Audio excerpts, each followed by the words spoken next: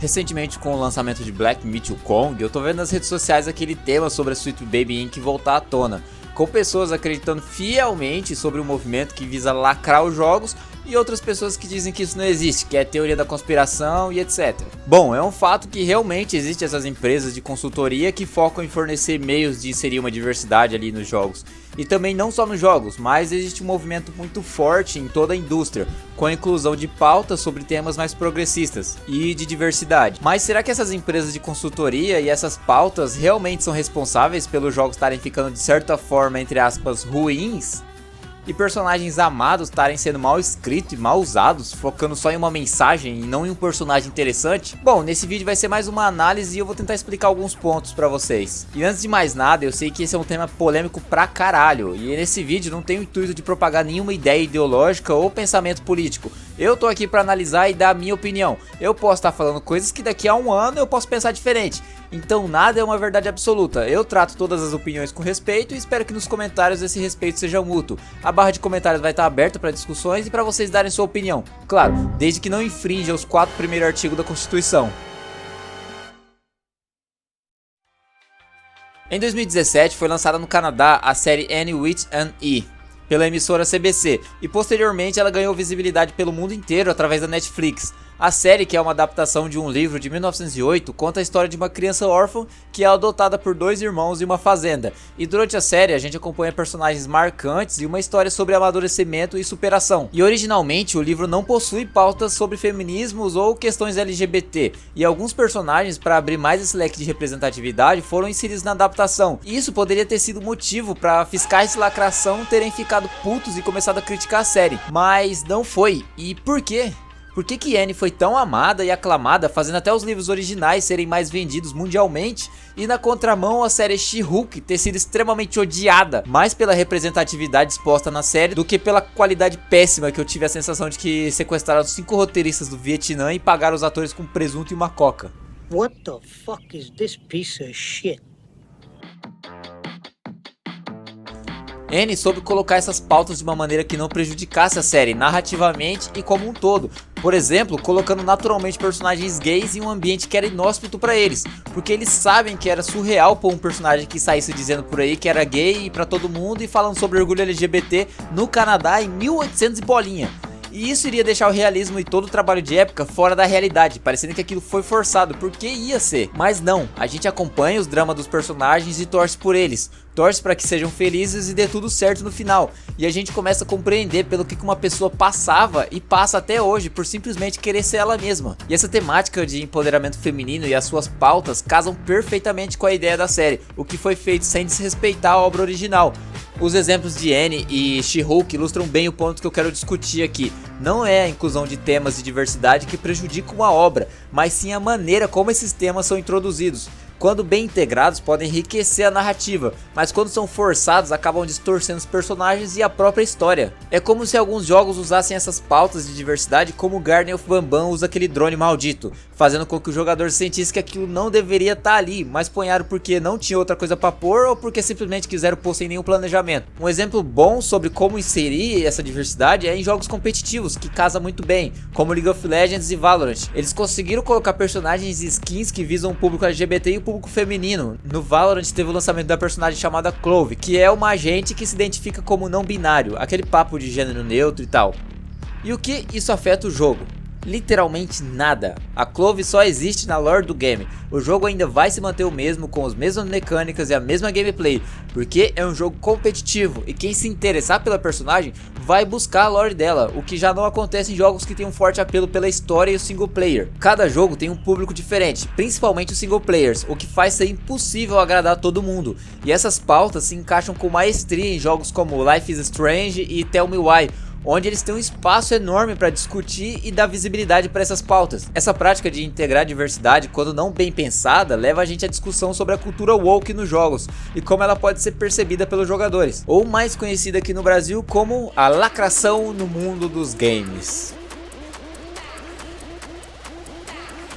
Há uns 5 meses atrás, um usuário brasileiro da Steam chamado Cabrutos criou um grupo na Steam com o nome de Sweet Baby Ink Detective, que iria servir como um filtro para outros jogadores saberem se o jogo que eles vão jogar vai ter alguma empresa de consultoria como a própria Sweet Baby Ink envolvida no jogo. E esse grupo fez um sucesso do cacete, gerando muitos comentários no YouTube e nas redes sociais, voltando a dar luz a esse tema sobre o que estaria acontecendo com os jogos ultimamente. E na época a Sweet Baby começou a sofrer inúmeros ataques e até alguns exposes da CEO da empresa, onde em uma palestra ela recomenda aos devs ameaçar seus líderes caso não queiram colocar diversidade nos jogos. If you're a creative working in AAA, which I did for many years, put this stuff up to your higher-ups.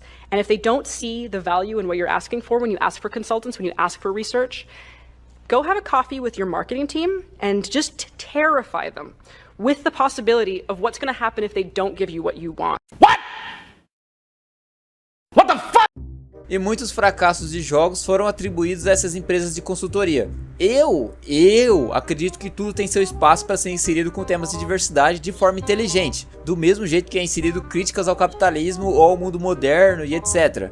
Eu não acho que a maioria esmagadora das pessoas que compram e jogam videogames vão comprar um jogo esperando por ver diversidade. Não, mas não tem nenhum problema colocar essas pautas nos jogos, desde que fosse organicamente e não escancaradamente. E é exatamente o que acontece na hora da criação de um personagem que vai ser fundamental para o jogo, ou que vai ter alguma interação relevante com o jogador. A construção de um personagem na história do jogo é extremamente importante para causar na gente aquela identificação e fazer com que a gente se envolva emocionalmente com o game. Arthur Morgan e Artemi Burak são um grande exemplo disso. Durante o jogo você consegue se identificar com eles, com seus defeitos e os seus dilemas morais, porque a construção dos personagens é boa, é fiel. Você sabe que são só pixels em uma tela, mas as pessoas por trás da criação desses personagens conseguiram criar algo humano.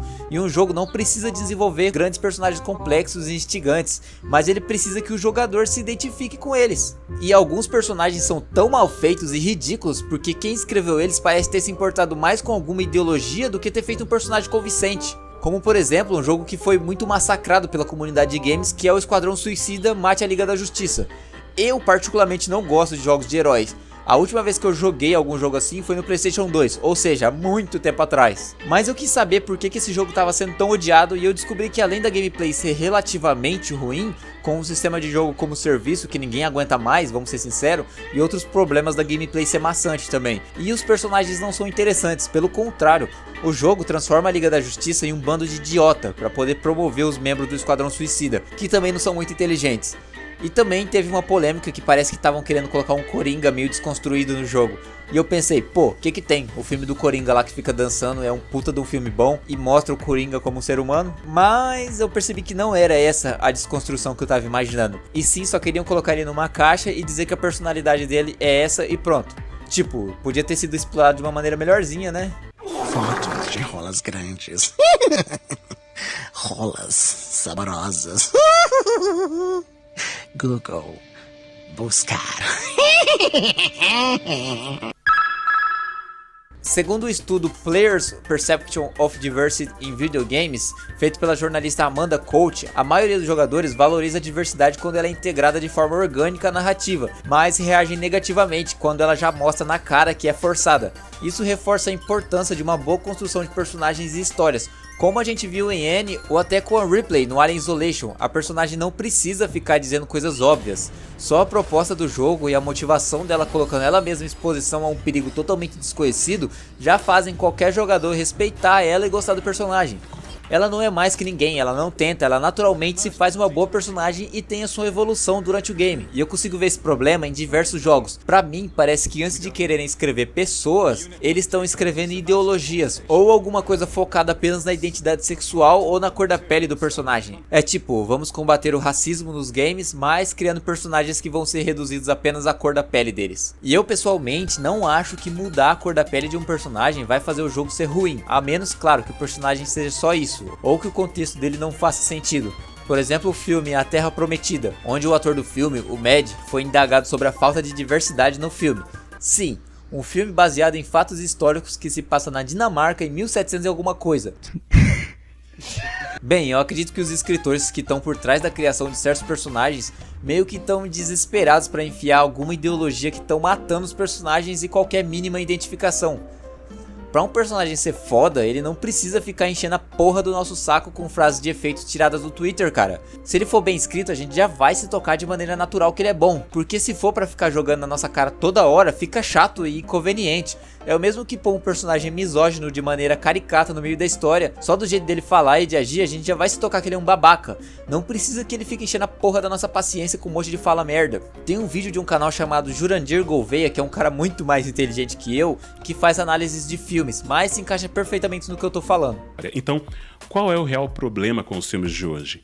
Os escritores ficaram preguiçosos. A gente está falando de uma nova geração de escritores que cresceu em meio a essa guerra cultural e que está desesperadamente tentando mostrar de qual lado eles estão, as pautas que eles defendem, contra o que eles estão lutando, e eles querem fazer isso através dos filmes e séries e dos desenhos, e o problema é que falta capacidade de fazer isso de forma inteligente e sutil. O problema dos filmes de hoje é que o objetivo principal é pregar uma ideologia e apenas, se der tempo, vou falar de personagem e vou contar uma história.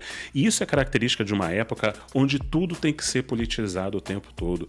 Eu faço um vídeo falando sobre o problema com as mulheres da Marvel e logo aparece algum idiota nos comentários falando: ah, já sei em quem você votou. Sabe, é uma limitação cognitiva muito grande, porque a gente sempre está querendo colocar as pessoas numa caixa, porque a culpa não é só dos roteiristas que estão fazendo sermões ideológicos disfarçados de história. A culpa também é do público. Parece que a gente está na Guerra Fria 2.0, nessa nova guerra cultural. A gente sempre quer saber qual que é a ideologia de um filme, de uma série, o que esse artista pensa, se é woke, se é um filme de esquerda, se é de direita. A gente está deixando de avaliar as obras pela sua qualidade estética, por sua história, e a gente está analisando através das intenções subjetivas ou das inclinações políticas.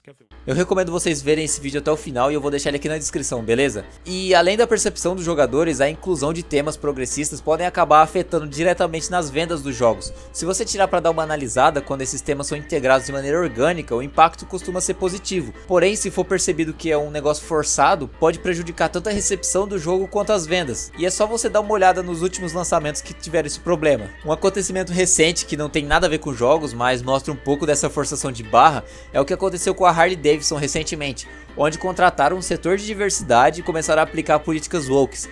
E bem, digamos que eu não imagino esse público comprando Harley Davidsons, e o resultado não podia ser outro. A marca foi esculhambada e acabou fechando esse departamento e dando nota de que não iria mais se envolver com nada relacionado à cultura woke. Inclusive o CEO da empresa parece que está sendo ameaçado de perder o emprego. E eu só quis mencionar isso porque eu achei muito engraçado e dá pra ver que não dá pra enfiar diversidade em qualquer coisa, né? Mas por outro lado é bom ver que as empresas têm possíveis motivações para incluir essas pautas, como alcançar um público mais amplo ou responder às demandas sociais.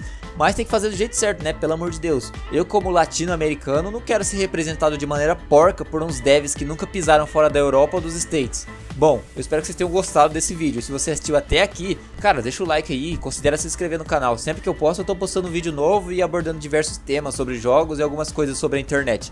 Que sejam relevantes, claro, e não só esse monte de vídeo de exposed, de cancelamento de pessoas aleatórias que você nem sabia que existiam e que você já deve estar cansado de ver essa bosta no YouTube. E claro, a barra de comentários vai estar aberta para discussões, eu posso ter errado alguma coisa aqui ou ter deixado de falar outros pontos. E eu tenho certeza que alguém vai pegar minha fala fora de contexto e vai falar merda. Mas é isso e até a próxima.